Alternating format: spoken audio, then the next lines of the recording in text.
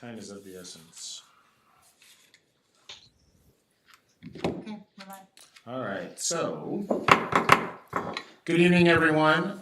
Tonight we will begin at 5 p.m. with a special meeting of the Millwood City Council. This is a City Council work session strictly for the opportunity for council members to present their individual ideas and thoughts regarding issues they feel are of concern for the city. Up to 10 minutes for each member. Following the council member presentation, there will be an opportunity for council members to provide feedback and possible direction to city staff regarding any further action based on this work session. No final action will be taken during this work session, and basically there'll be no action taken other than any directions to staff. So at this time, Lisa, could you call the roll of the council? Yes. Commissioner Commissioner. I'm really used to that for after so many Present. years. Councilmember Stravens. Present. Councilmember Sanders. Present. Councilmember Van Hees. Here. Councilmember Culler. Present. Councilmember Beasy. Present. Mayor Freeman. Present. Please note for the record that Councilmember Culler is attending remotely. And so at this time, I think we'll just go around the horn in a clockwise fashion and begin with Ms. Beasy. Well, thank you. So it's my understanding that I have 10 minutes, so don't worry, I won't take the full 10 minutes. But I did want to start out with just a couple things about me so you can understand the standpoint of my 3 recommendations. So I don't know actually how many people on the council, much less anyone in the city, who are amongst my residents, know that I'm a neighborhood health researcher.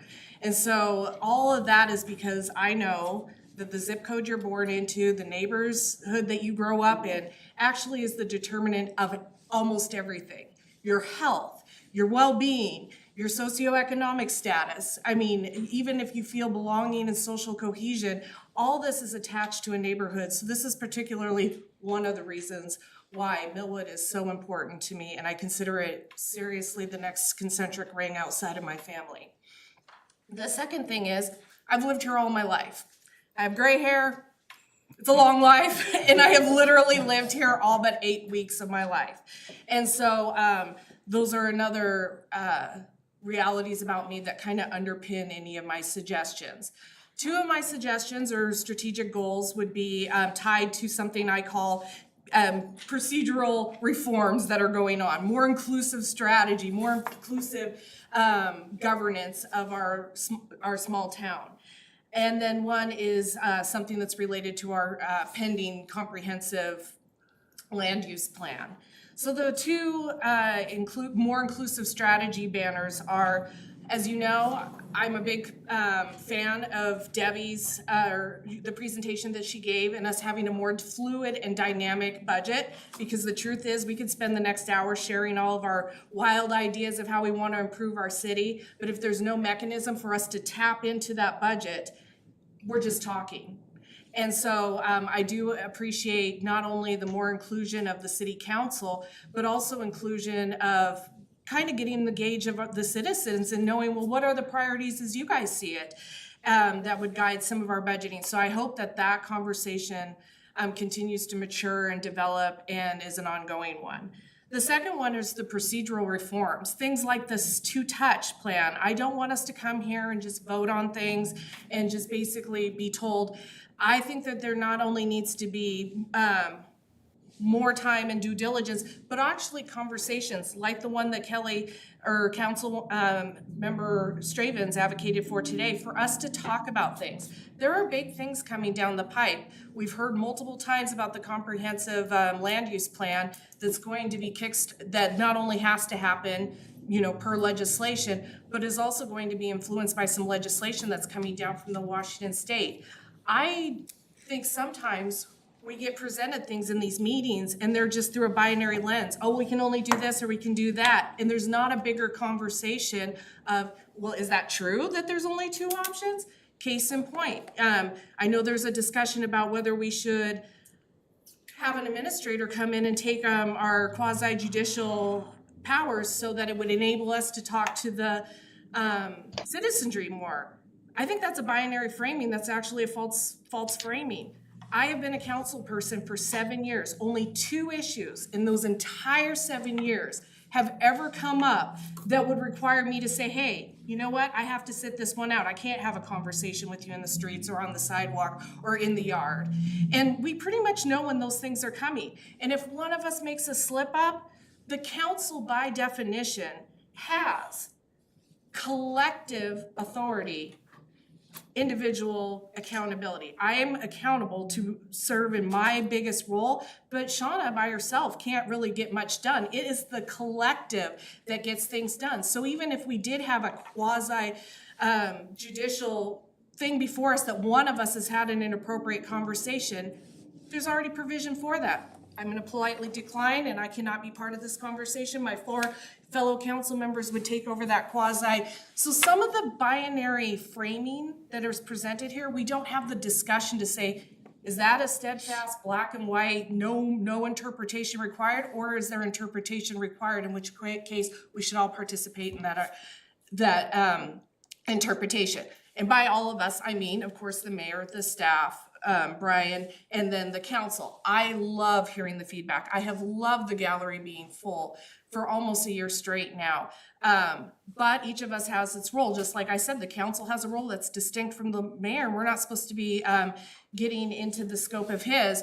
We may not make all the decisions that you necessarily want, but as neighbors, I feel like we are committed to absolutely listening and participating and reflecting realities that we would also have to live out, and not just somebody who doesn't live here.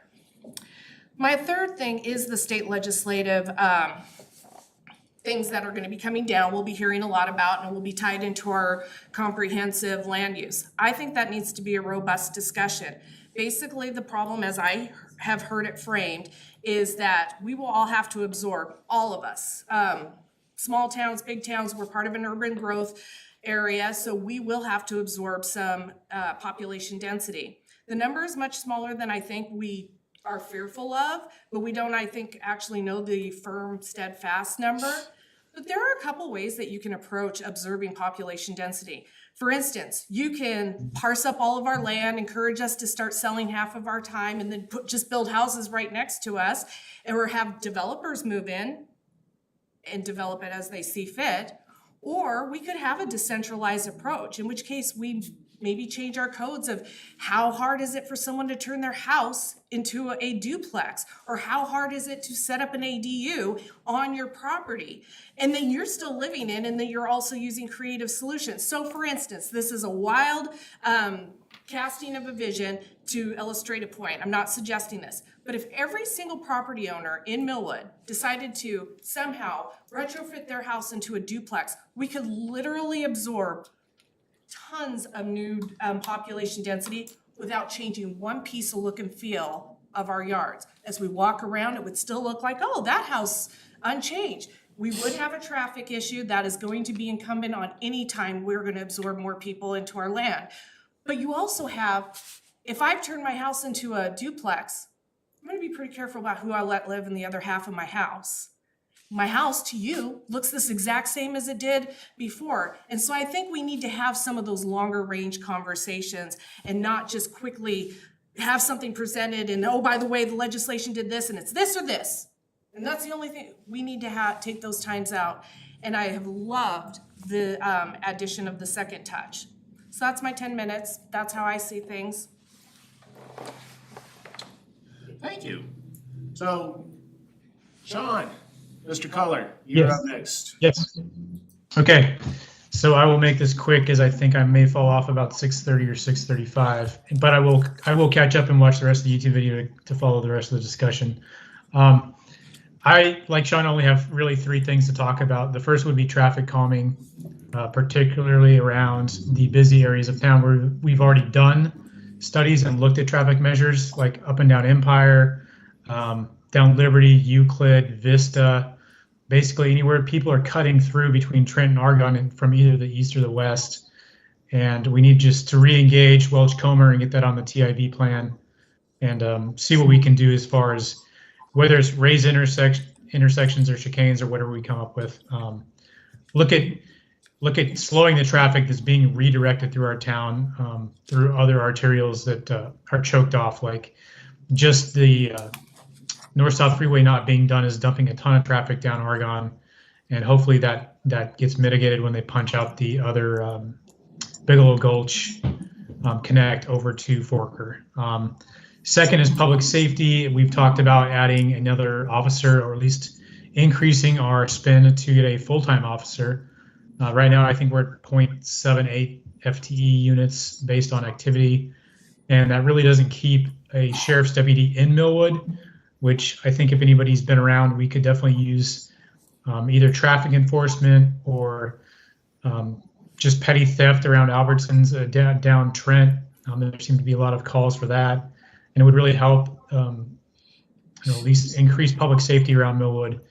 And then third would be work with the planning commission to look at what zoning changes we can make around the C2 zones up and down Argonne, where we have a lot of open lots and single family homes that are potentially front facing on Argonne, and they could be mixed use developments or at least higher density developments. And I'm not sure what we could do about that, but we should work with the planning commission, because I think most of us that grew up in Millwood realize that the look and feel down Argonne, once you get out of that downtown corridor between, say, Liberty and Euclid, or at least up to Frederick, between Frederick and Trent, there's not a lot of real development that's happened. We still have the same houses and empty lots that have been there for years. So as far as looking forward, I would try to work with the planning commission, figure out how we can incentivize more development along Argonne if we're going to make it more walkable and increase our business district activity.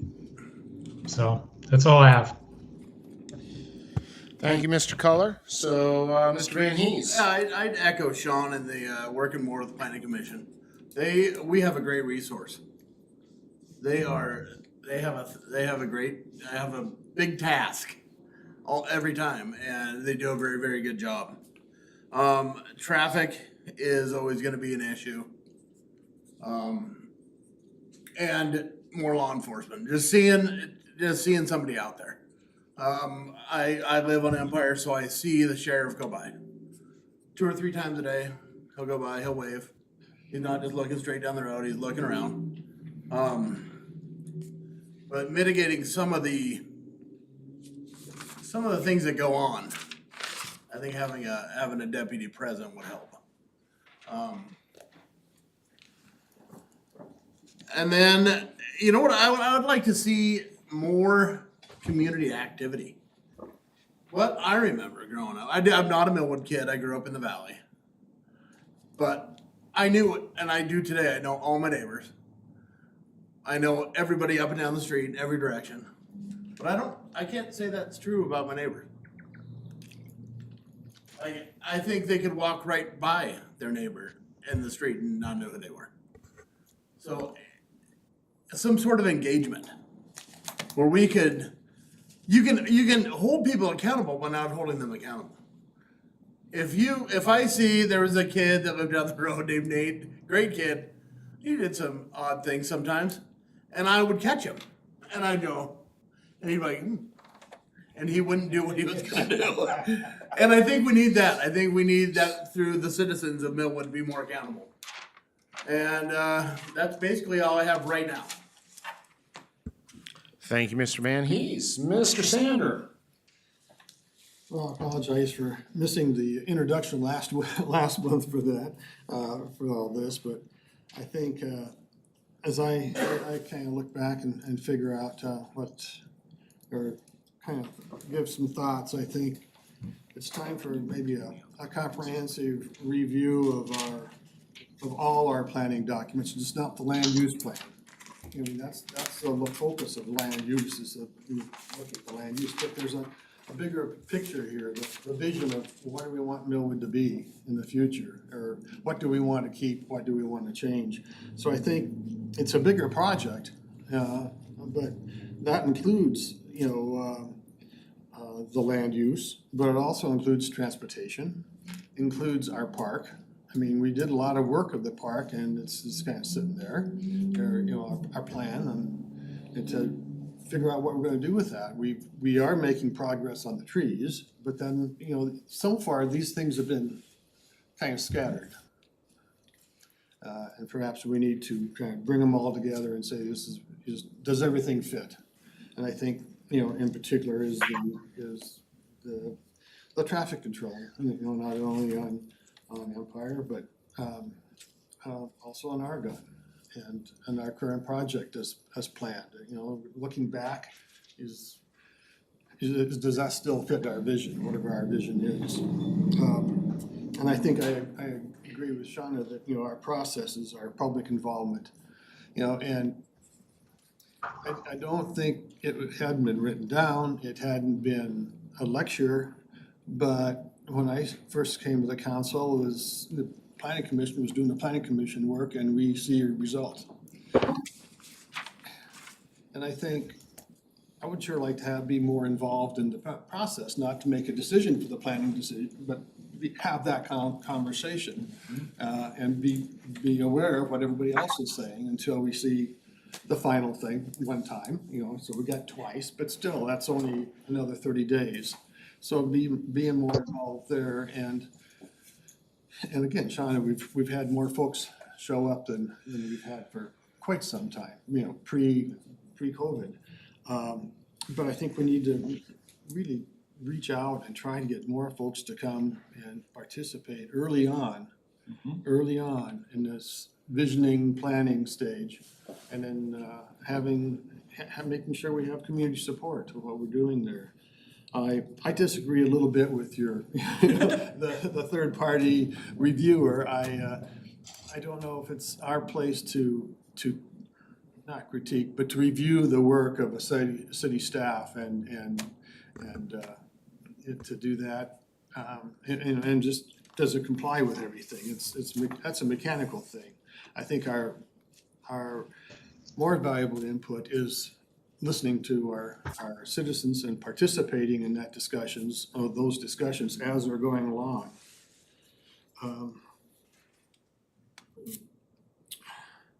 I think removing the barriers to our just discussions and also some of the land use stuff is, you know, it's old. It's been piecemealed over the time, and I remember even many years ago when we bought our place, the lady didn't really want to sell, but she wanted to use the basement for apartment for her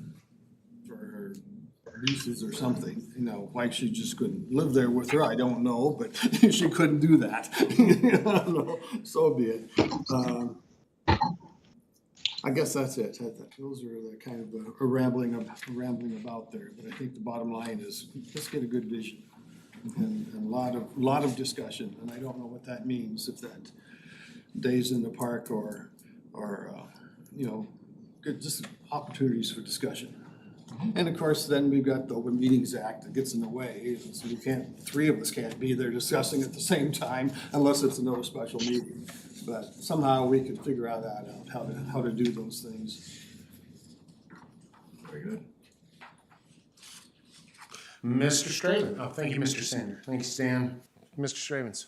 So I think Sean kind of took my thunder. So, you know, we've talked about traffic calming for, I think, 17 years, 18 years, right? Let's do something.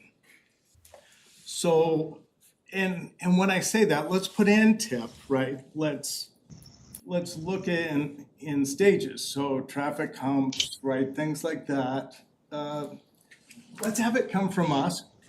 So let's do engineering. But let's say, hey, we have existing sidewalks, right? Crosswalks. So you and I in planning and zoning talked about crosswalks, right? I think there's fairly easy solutions. Let's look for that low-hanging fruit. Take that, and if that doesn't work, let's do stage 2, right? Which is more aggressive, things like that. So I think traffic calming, pedestrian safety falls into that. I also, and what was kind of shocking coming to city council, so I'm the new guy, right, is kind of that lack of communication. So planning and zoning it was fun, right? We talk about stuff and I say, you know, Mr. Sanders, what do you think? I think we should do that, right? I think that the citizens, and you know, I don't want to get goofy, but they deserve to hear how we come with decisions, right? How is that coming up in our head? And we have documents, I think tonight, they're relevant to that of how do we come up with that decision, right? Because, you know, I was a poli-sci econ major. Government is for people, by people, right? Let's go back to that. Let's make sure that our decisions reflect what the people want, but also make sense financially, right? So I think it's important to put things into tip. I think communication. I'm with Shauna that I like us making decisions, right? So pushing decisions off.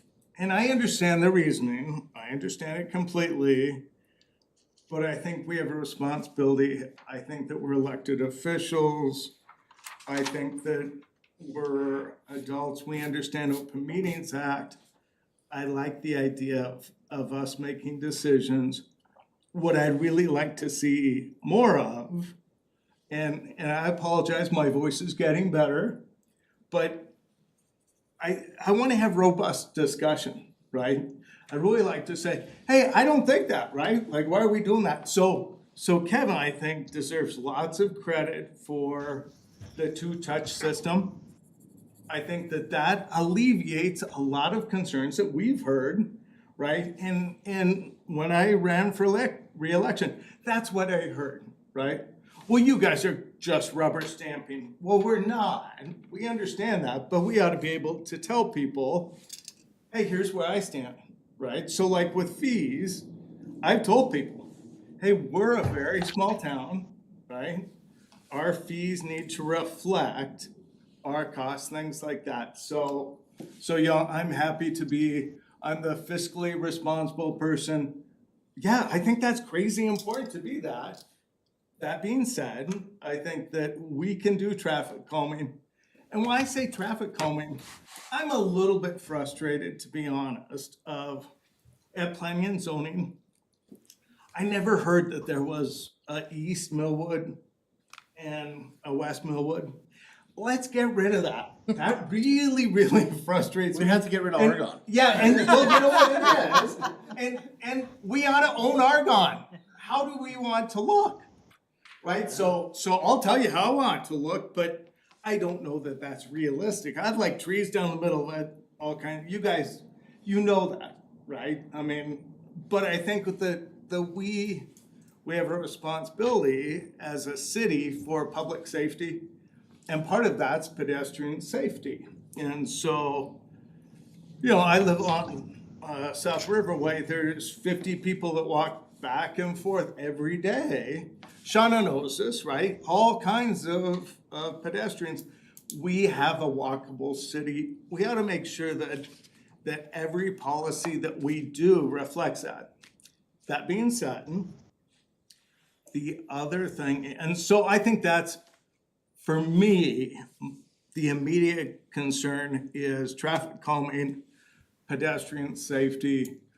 I think that whatever we do with Argonne is going to force traffic off. And what we see today, and we see it every day, right? It's people trying to avoid Argonne. So they're taking side streets. We ought to make that more difficult. And so as I drive through town, I'm like the little old guy. I get honked at. And I'm driving the speed limit, right? And so we ought to make sure that's happening. I also think, I agree with Sean completely. I think so that's my first priority is traffic calming, pedestrian safety. The second is, and I take full responsibility for this, we tried at planning and zoning to do different things with C2 zone. It wasn't as effective as we thought it would be, right? And I understand that it's a little bit different. We don't have the funds that City of Spokane has. But, you know, if we need to create overlay districts, right? Other cities have done this. So we don't have to reinvent the wheel, but let's make sure that the C2 zone can reflect the walkability. But we also use, or we give incentives to owners for redevelopment, right? I think that, and Sean is exactly right, with land use, the state's going to have fairly, it appears, the state's going to have fairly stringent standards that we have to meet. I think we can do that with overlay districts and other things, right? And I think that we have opportunities, but we need to own that. We need to say, hey, this parcel, this is a prime parcel for development. And so if we'd like to, in the future, create some type of commission that answers to the council, that really reaches out to business owners and says, hey, here's the concerns that we have as business owners, and we work with those folks. Every stakeholder, we actually take into account, right? Because every decision that we make impacts those folks. And that's their livelihood, right? So if I was for 18 years, I was a small business owner with floral shops. I was quite good at making arrangements, Andy. And but if I had a store down here, yeah, I'd be pretty uptight. If we're gonna change Argonne, yeah, because that's how I pay my mortgage. And I would tell my employees that, right? So I would say to them, hey, you make a mistake, it's no problem. Let me fix it, but every sale pays my mortgage, right? It pays the rent for my store, and ultimately, it pays the mortgage for my house. So I'm highly motivated to do that. So I think that as a council, we should be, and if we need to have workshops, we did that at planning and zoning. I understand there's a difference. I'm still getting used to that, right? The difference between being an information gathering body and a decision-making body. So it's different for me. But, I think the more information the public has, the better they understand their decisions. And I completely appreciate and encourage citizens to come and talk to us. And that's where the two-touch is completely, I'm not sure, why didn't we do that before, right? I mean, I think that's an ingenious move. I think that alleviates lots of issues. I think we're on the right track, right? I really do, but if you disagree with me, Andy, in a decision, just like planning and zoning, I'll tell you. I want you to, and we might go outside, right? But at the end of the day, we're all neighbors, right? And there were lots of meetings that as the chairman, I would say, hey, listen, we're all neighbors here. Let's all keep our heads about this. Reasonable minds disagree, but that robust debate is what we need to make good decisions. If we don't have that, then I think it does appear to the public, even if we say, oh, this makes lots of sense in our mind, I think we need to tell the staff that, because it's an appearance of we're rubber stamping, right? So to recap, for me, traffic calming, pedestrian safety, hand in hand, and I think the two-touch is great. And then I really would, maybe in 2 years, like to talk about C2 zone, what we could do for every other little neighborhood. Hilliard's doing it. Why can't we? Why is Millwood stuck, right? And let's make sure that we're responsive to businesses and encouraging development. I'm really pleased with our planner. I think she's doing a fabulous job, and staff is as well. I think that, you know, the mayor's done a super good job. Hopefully that when the mayor decides to no longer be mayor, that we have a strong person for staff, right? Are you telling me time is up? You tell me. No, I'm telling you 1 year. Oh, and a half. 1 year, so I think, so that's my last point, is I actually think we need to discuss that. Kevin's been a very good mayor in terms of being active, and I didn't understand this, I didn't understand the mayor's role in terms of being in charge of staff and so forth, and I don't think the public gets that as well. I think it's important to, and it'll be very challenging for us. I've gotten very comfortable with Kevin being a strong type of mayor, right?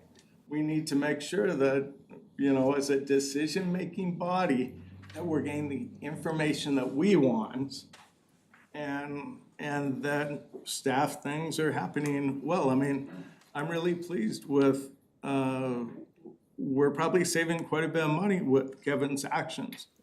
And so having a planner like we have, we've decreased staff, I think it's working out perfect. So that's all I have. So I think, given the fact that we have a lot of time left, and I want to make this proactive for you folks, what I'd like to do is I'd like to just take 5 minutes and summarize some of the things I've heard so that when we go back and watch this tape, we can suss out these comments, but I want to make sure that we're hearing. And then basically what I think is because you can handle it yourselves, is just kind of open it up and folks can have the remainder of the time to discuss some of these ideas. But what I heard from the 5 of you, and this is in no particular order of Kevin. importance. Can we just do Sean first, because he might have to cut. Oh, you gotta go, Sean? Yeah, I'm gonna drop off, but I will rewatch the video. Thanks for summarizing, Kevin. Thanks, everybody else. All right, thank you, Sean. Thank you, Sean. So, and then just close that. So what I would say, what I'm hearing, and as I said, in no particular rank of importance, is traffic calming within the city, including pedestrian safety. That's one item. Public safety is the second item.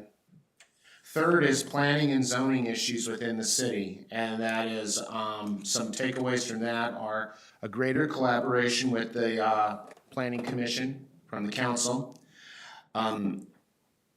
A look at, an in-depth look at our comprehensive plan and our zoning code to see if we have any issues where we can enhance those, including discussions of potential alternative housing uses and enhancing commercial zones, things like that.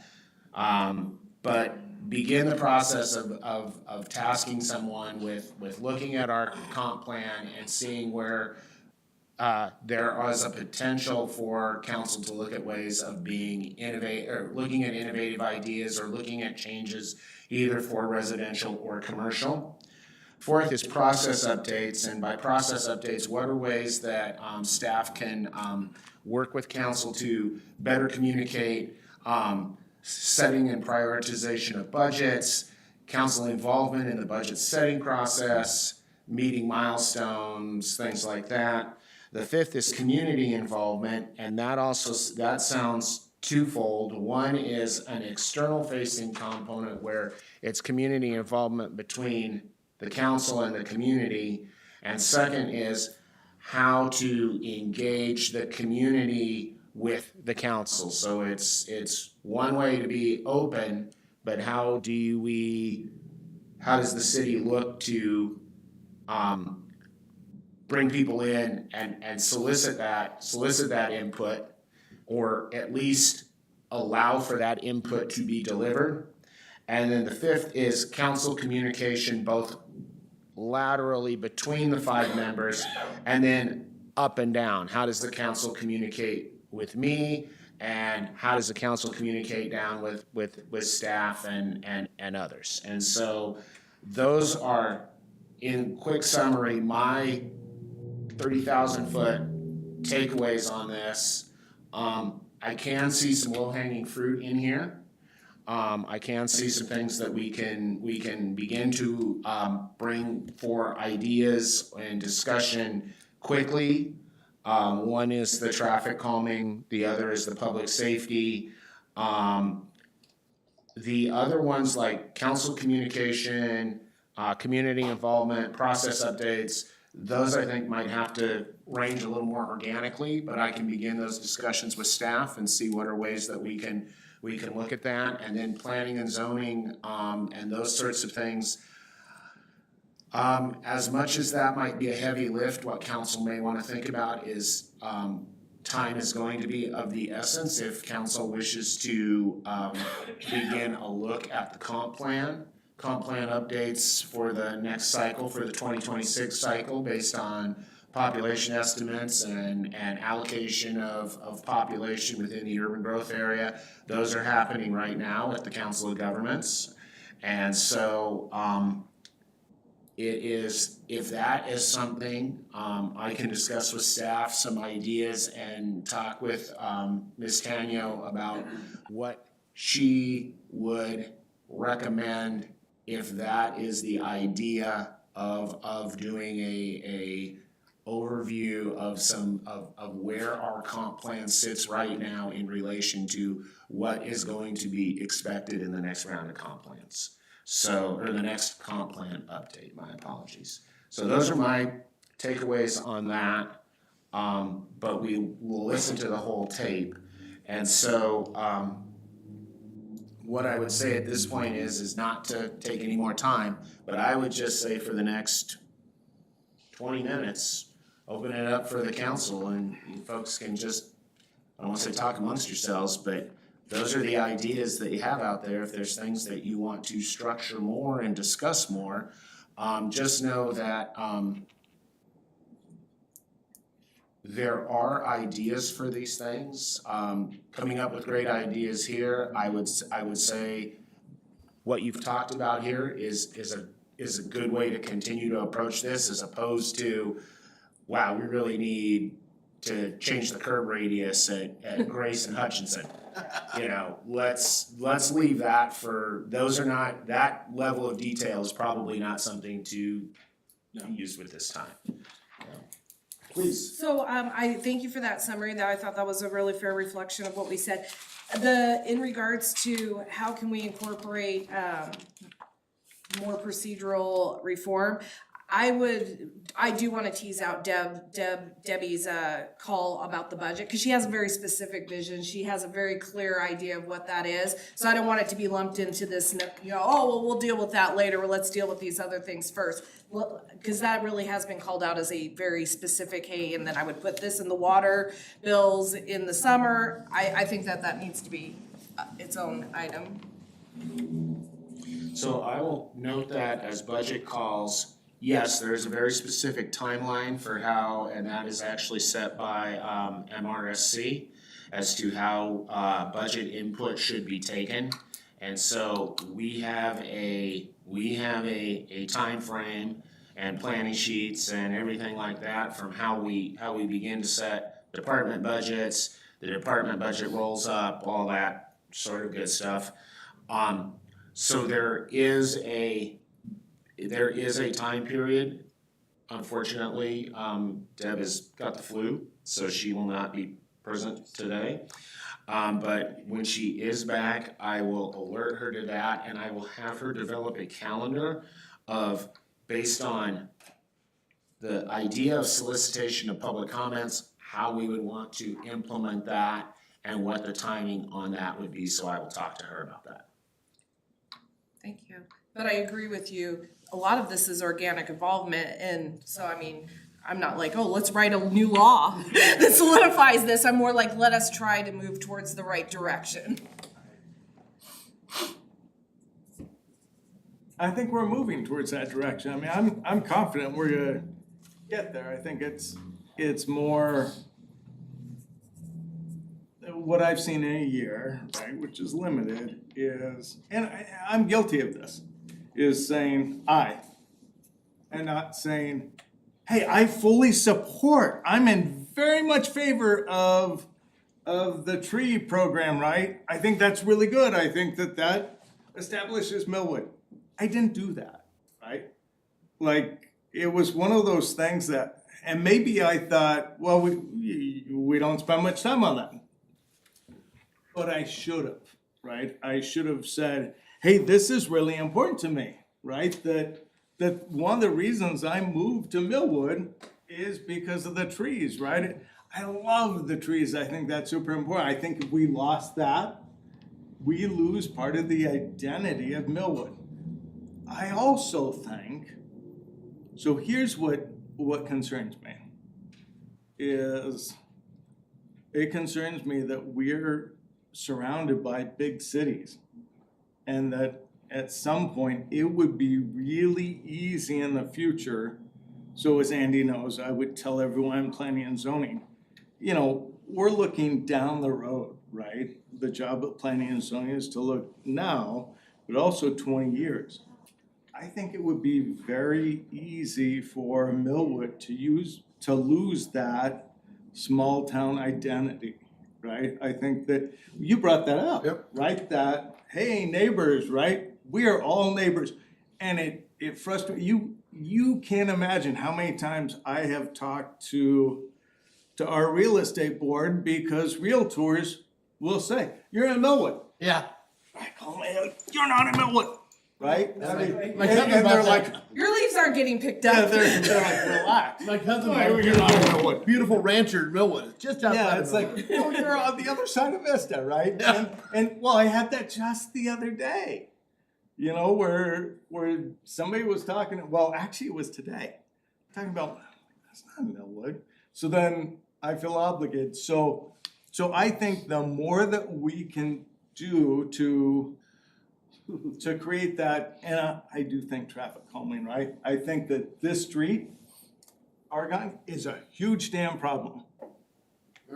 Let's make it look like we want it to look, right? I don't want to excuse, and if we have to change engineers, if that guy comes in again and says, well, if you want to do, I'm gonna pound my fist, you want to see me go ballistic? Andy's probably seen it with others. But yeah, that's not gonna happen, right?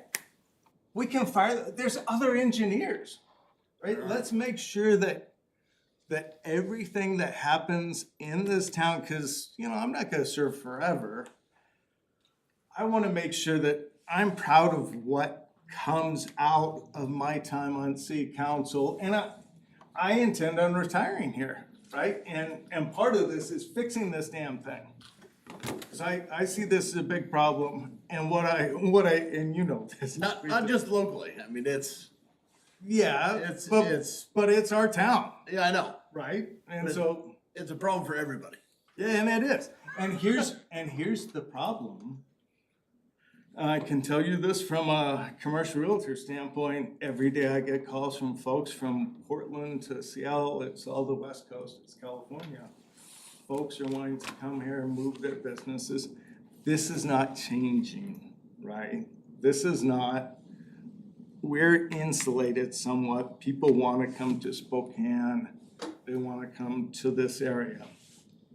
We will be impacted. I would like to get in front of this and have laws in place so we're proactive and not reacting to it, right? And I think part of that starts with, you know, speed limits and things like that. So without getting into great detail, I think that that's really important, that we're thinking about how we want our city to look, not today, not tomorrow, but in the future, 15 years, right? And I'm really pleased. I think I've dealt with our planner when she was at Liberty Lake.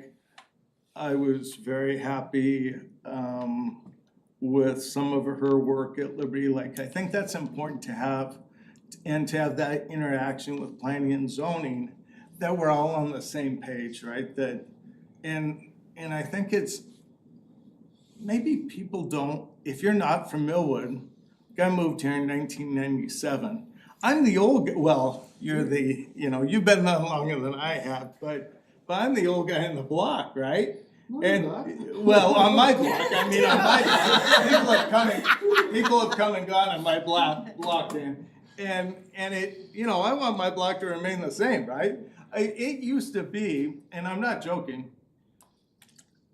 and Shauna can attest to this, if someone drove down East-South Riverway after like 8 o'clock, you'd jump up. Hey, who's going down the street, right? I mean, if it was 10 o'clock, you'd think. and Call the now- cops. Yeah, and now we have kids racing up and down Liberty, right? So things are going to change. Let's make sure that we're really clear in our actions of how we'd like Millwood to look, how we want it to feel. Because I would like to think that, you know, with my grandkids and things, that it would still have that neighborly feel. I think that the farmer's market's fabulous. I think that the park, I think that we have the opportunity here. I think you guys collectively, city council, you've done lots of hard lifting. Now we can actually start that change, right? So it's kind of fun to me, like, hey, I gotta come in and, you know, now we can actually do stuff, right? Because at planning and zoning, I mean, I would just make recommendations to you, but now it's like, hey, we can actually do stuff, so. But you bring up a great point, Kelly, and that really resonates very strongly with me. We're 0.78 square miles. 0.96. Well, I mean, Wikipedia would beg to differ. Approximately this is the robust 18,000 people, or discussion that I 1,800 like. people and 753 households, but please fact check me. Right. But my point being, we are way too tiny to have a we're east or west. But I do think we need to preserve our look and feel. Sometimes I resist this whole message like, well, we are a city council. We do have a mayor. Well, let's do all the typical things. Let's increase our tax base. We're too tiny. We could literally cram a convenience store or something that's a high tax thing in every little nook and cranny. We're still limited by this 0.96 or 98 or 74 square or 78 square miles. I think we should be better time spent. How are we going to preserve the look and feel that every single one of us purchased our home because of? And how can we keep being neighbors? And how can we keep having this be a neighborhood for the neighborhood by the neighborhood people? Yeah, exactly. I would hope that, you know, and I'll tell you know, if you see me at Starbucks or at Rocket, come and talk to me, right? Tell me. I mean, that's how it should be. That's what we did planning and zoning. I think that we should be open and honest. We may not all agree. Yeah. And I think that's really good, right? At planning and zoning, we had some really good discussions. And I'll tell you, there were more times than not, I would go into a meeting thinking, this is what I think. And after having a discussion with the commission, I would change my mind. And I was always surprised, and that's why I'm a huge proponent of you know, having those discussions. And you know, Robert's rules, we might break Robert's rules sometimes, right? Thank God we don't have those, right? Because I can't figure it out. I mean, We did them one time, it worked really well. And it would just happen. I was Jurassic like, parliamentarians. yeah. yeah, I Even think Brian's like, that was like a perfect Robert's Rules of Order. yeah. Dan, what do you think? We on the right track, Dan? Yes. I think one of the things we need to, I'm not sure how to say what I want to say here. So I'm giving me some more thought here, but You're not gonna offend me, just say it. well, I guess I need to ask Kevin, you know, I take a somewhat advantage of staff, because I come and talk to staff individually occasionally on a particular item. I don't know if everybody does, in that we are taking too much time to discuss that stuff with staff. I feel good about my input, and I use the tree budget for an example of that. You know, I made a point with Debbie, and she passed that on to the mayor, that we got the tree management plan, what the hell are we gonna do about it? And we need to put some cash where our vote was. So I felt good about that input. I don't know if I abused anything there. I don't know if everybody else did the same thing. You as council members always have the right to ask questions, and you should. If there's information that you need, if there's like, what's this budget item, what's going on here, what's going on there, that is totally something you should be doing. Where it gets into a sticky situation, because we all have to remember, none of this is a full-time gig. I am guilty of spending, because of the flexibility that I had in some of my work schedule previously, I spend time here. Staff likes having somebody here to answer questions, manage, do that direction. Other individuals, it's given the form of government we have, that we do not have a full-time mayor. $800 a month does not buy a full-time mayor. We do not have a city administrator. That would be a very expensive proposition for this city. Full-time city administrator is gonna be a six-figure position, easily, even for a city this size. Where it gets into the issue is if staff directs, if council members direct staff to take on a project, do something, go compile this, go look at that. That is where staff does not want, you are the elected officials. Staff wants to do and be responsive and help, but that takes staff away from their normal daily stuff. And there are a lot of things that have to be done. There's a lot of things. And we have purposefully of late right-sized staff. We have synergized where we can synergize with people doing multiple jobs, things like that. We've contracted out for a planner. We are looking to grow a new clerk in-house. We will probably, because clerking is a job that has certain caveats to it, we will probably bring in for a while a contract clerk to oversee, but we're looking to grow our own clerk in the house. But given everything this city does, staff can get spread pretty thin pretty quickly. And when we have folks take vacation, get sick, stuff like that, things back up. And so I would always say, please ask questions. Please, if you need information, that's not something you gotta coordinate with anybody. But if it's like, wow, I really think we need a traffic study done on, we need it can be as simple as, hey, Kyle, we've got the traffic counters, can you go out there and put the traffic counters down? That's one of those things where it's like, staff we kinda need to coordinate that and understand why we're doing it and what's the point of this data and what's the idea to do and why. That's when the need or the desire for information crosses into the realm of directing staff to do things that it's like, it's not that we don't have a budget for it, it's not that we don't have the resources to do it.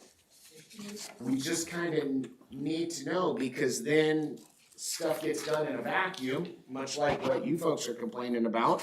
Stuff gets done in a vacuum, and then we've got stuff that we don't know why or how or what we're supposed to do with it. So those are the sorts of things that I think that when it crosses that line from information to direction and collection, or hey, fix that pothole, or do this or do that. It's happened in the past. Well, I hope that you feel like the two-way conversation's open. I know it wasn't me in the past. If anything, I'm not proactive enough. I don't work on the finance committee and then I stick in that lane. but- What I'm saying is that because there are times that I'm not here. I'm doing my regular job. But I mean, I think that then that needs to, I think what I think, Dan, we should be having conversation with you too, cause I would think if I am the one that's like doing something like that, please just pull Shauna aside and say, please, Shauna, don't do Well, that. and I think the thing is to not, if it's something like that where it's like, wow, it'd be a really good idea to have some traffic counts in Road X. Call the mayor, not me, the mayor, and say, hey, I'd like to bounce this idea off. We could use some traffic counts. Why? And what's the point? Okay, well, that's the point. Sounds like a good idea. Let me talk to staff, and if we can get it done. Is it an emergency, or is it something that just looks like a good idea? Because then you gotta think about, okay, when are we gonna collect this data? Are we gonna collect it in the dead of winter? Are we gonna collect it in summer? Are we gonna collect it, we gotta take into the whole picture, and that takes some planning and some coordination than just to have a fire drill and run out and do stuff. But I would say that as council members, the communication for questions should always go to staff. If you've got like, Debbie, how much is in that budget fund? That should go to Debbie. Your treasurer can answer that easily. If it's tasking projects, that should always go to the mayor first. Because that puts staff much more at ease as to, I have been approved by the guy or the person to do this work. And there's no confusion. Everybody's got buy-in on the project. It is time. There's 3 minutes left. Any closing comments from anybody sitting here? Just taking it all in. I don't think Kenny Pickett's gonna be the starting quarterback for Steelers. All right, so why don't we adjourn this meeting, and that'll give 3 minutes for people to get water, and then we can kick the next one off. But I do appreciate this opportunity. I think this was a wonderful suggestion, and for us to iron some of these things out needs this kind of conversation. Well, and maybe this is something we do on a quarterly basis. Every 4 months or every 3 months, we have one of these early sessions, and people come in and voice their concerns or do updates. Air your grievances. Airing of the grievances. Dirty laundry. That sounds good. So if there is no further business per this, second, moved and seconded, all in favor? Aye. This special meeting is adjourned.